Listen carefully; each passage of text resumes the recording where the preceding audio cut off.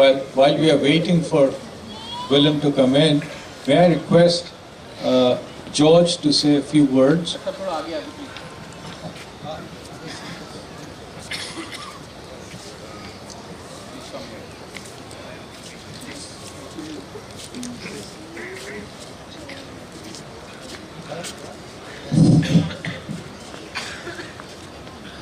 Mr. President of ERSI, dear colleagues, distinguished guests, ladies and gentlemen. I'm Georgios Lengi from the University of Illinois at Chicago, and I am a Vice President of ERSI. Also, I am a General Co-Chair of this Asia-Pacific Radio Science Conference, and that is why Professor Kobayashi has asked me to briefly address you. Welcome to the 2019 AP-RASC. First, I want to acknowledge the outstanding work done by Professor Kazuya Kobayashi as General Chair, by Professor Amitava Sengupta as Chair of the Local Organizing Committee, and by all the members of the various committees who have worked tirelessly for a long time to make the 2019 AP-RASC a resounding success. Please join me in thanking them.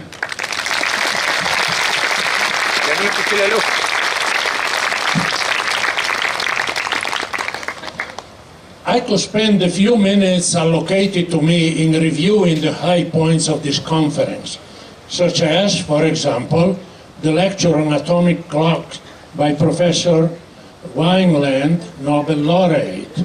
But you already know what I would say, thus I would rather make some personal observations.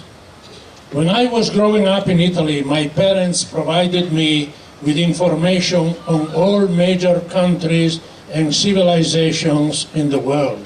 As a child, I read the works by Rudyard Kipling, such as The Jungle Book and Kim, and formed in my young mind a vision of India as an exotic land of Maharajas, elephants, and tigers.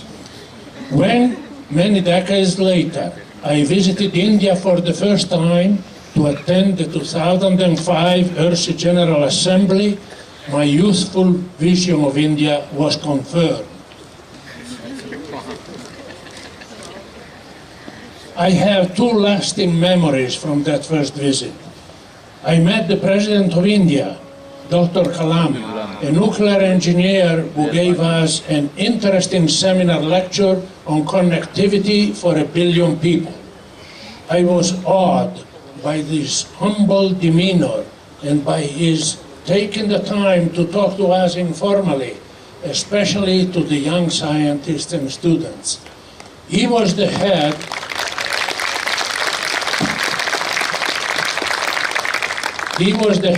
of the most populated country and largest democracy on earth, chatting with us like a colleague and teacher would. It occurs to me that if all heads of state were to behave like Dr. Kalam did, our world would be a happier and safer place.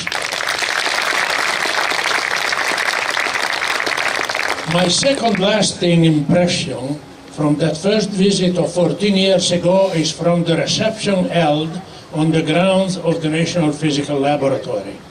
At the entrance gate, there were two elephants facing each other, and the delegates could pet them. Their mahouts were there, but were not really needed. The two beasts were powerful, yet wise and peaceful, a true symbol of Mother India.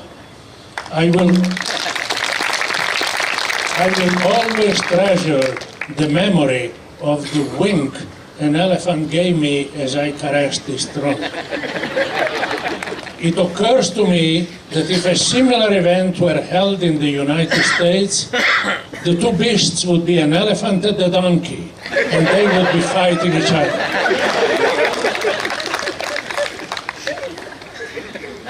So now here I am, back in Delhi after 14 years.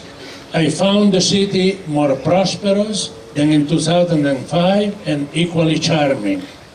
I much enjoyed meeting old friends and walking through the Lodi gardens with their luxurious flora and exotic birds. Back to the Maharaja, elephants and tigers are my youthful dreams. I managed to pet elephants on my first visit. I don't know about you, but I am not very interested in petting a Maharaja. But the tiger is a different story. In my opinion, the tiger is the most beautiful mammal on earth. Its beauty, power, stealthiness, and ferocity make it the object of dreams and nightmares for children and adults alike. To quote the mystical poet William Blake, "Tiger, tiger burning bright in the forests of the night." After interacting with thousands of students during decades in academia, I have become fond of animals. I would like to pet a tiger before I die, preferably without a connection between those two events. And so, I have a modest request for my Indian friends. Please organize another international radio science conference soon, without waiting another 14 years. And find a docile tiger that the conference delegates may pet without being eaten. Thank you for listening to my long elucubration. I am an old professor and, to paraphrase General MacArthur, old professors never die. They just talk themselves to death. Enjoy this outstanding conference and enjoy beautiful India. Thank you.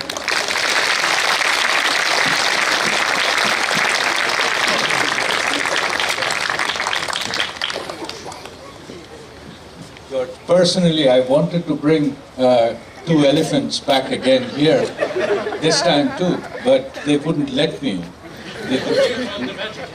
Oh, no. It's just that this garden doesn't have permission to have animals, elephants in particular. So, Wilton is not here, so I think we'll move on to the next part of the program, that is the award presentation ceremony, for which I'm sure a number of our young scientists are eagerly waiting. So may I now request the assembled gentlemen here to give out the Young Scientist Awards. So what I'll do is I'll read out the names first of the ERSI Young Scientists, and I call them out one by one and to come on stage and take the Young Scientist Awards. Yeah. The first is Oindrila Debnath.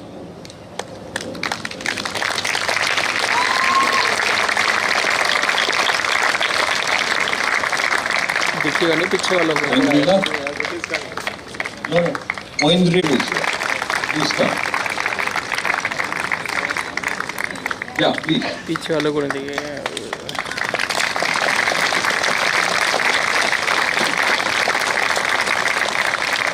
Thank you. Please come close. The next, Sen Yan. Move forward a little bit, please. Yeah, thank you.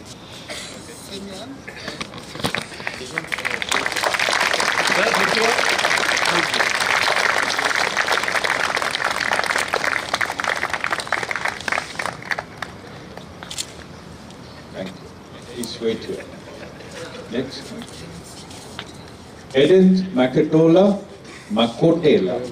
I'm sorry.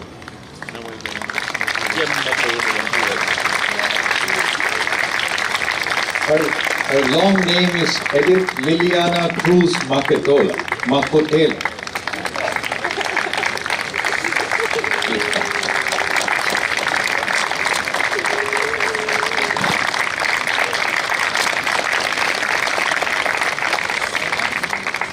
Sonaguleva is not here. Sneha Yadav.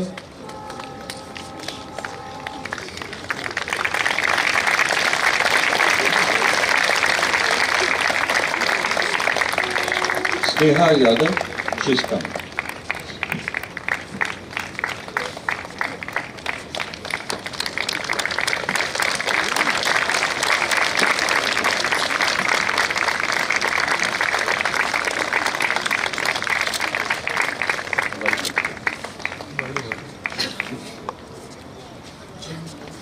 June Go, I don't know how to pronounce that. June Go, there he is.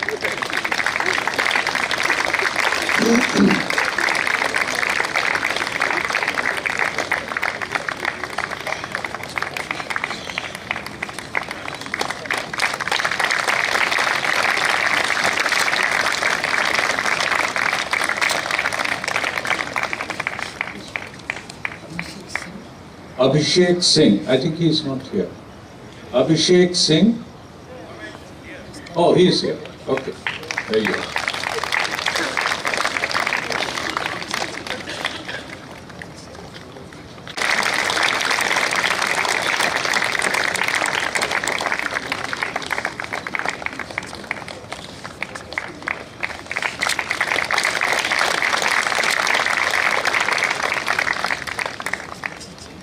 Wenqi Cheng.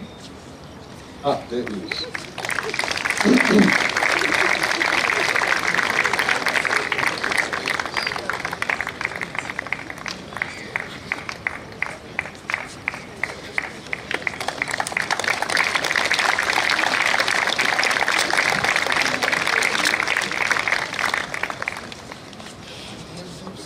Devdeep Sarkar.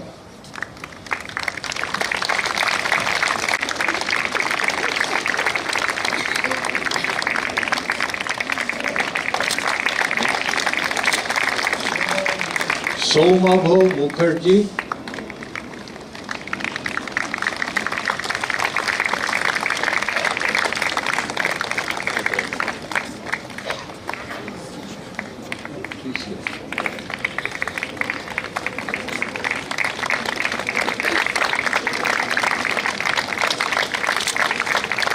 Siu Su.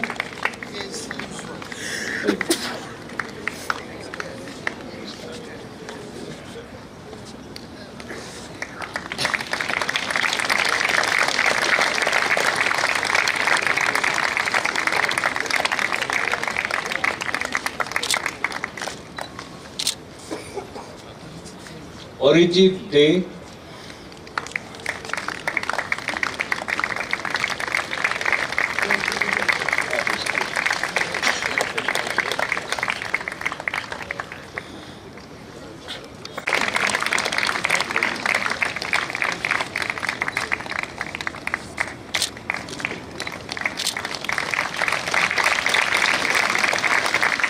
Fei He.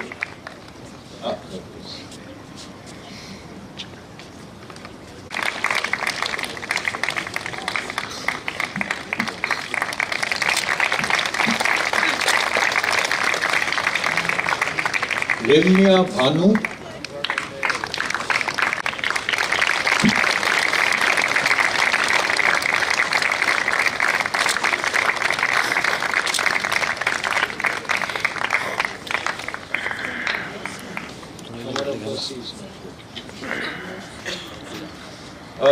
The next awardee is Qamar Abbasi. Unfortunately, he could not join us because he did not get visa. So we'll send this certificate across to him in UK.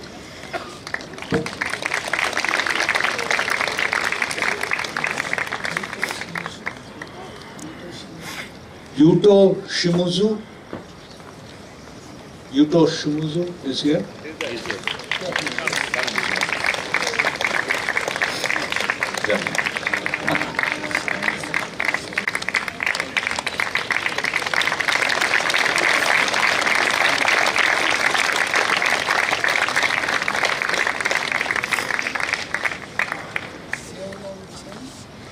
Xiaolong Chen.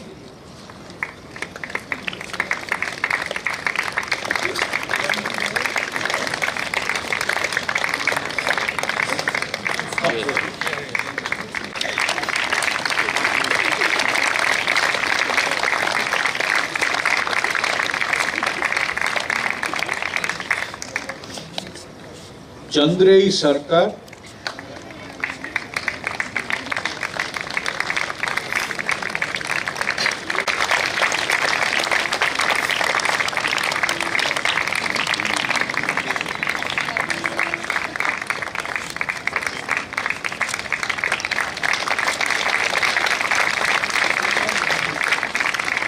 G. Shrikant Reddy,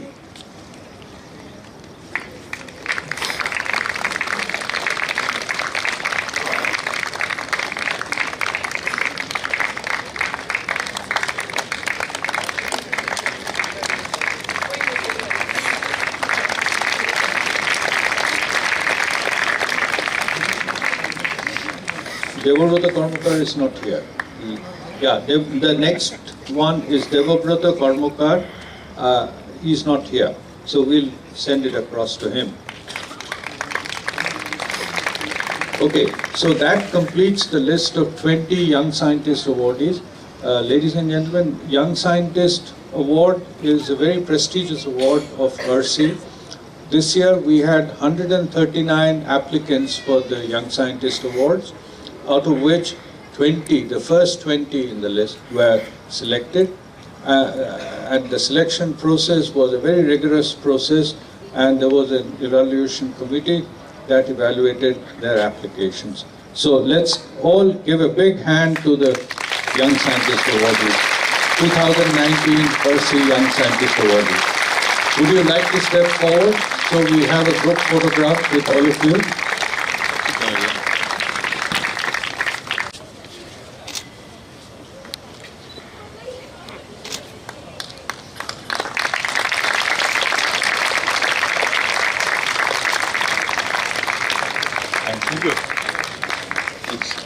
Now you can get back to this.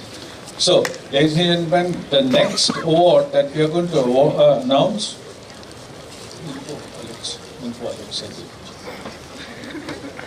So the next award that we are going to announce is one that we have started only this year. This award is called the Young Indian Radio Scientist. This award this time has been sponsored by National Atmospheric Research Laboratory, NARL, Gadanti in Tirupati. So the selection process was such that we had selected these 10 YIRS awardees out of the panel that was created for the RC Young Scientist Awards. So it's my great pleasure to announce the names of the 10 winners of the Young Indian Radio Scientist Awards. The first is Samidha Goswami.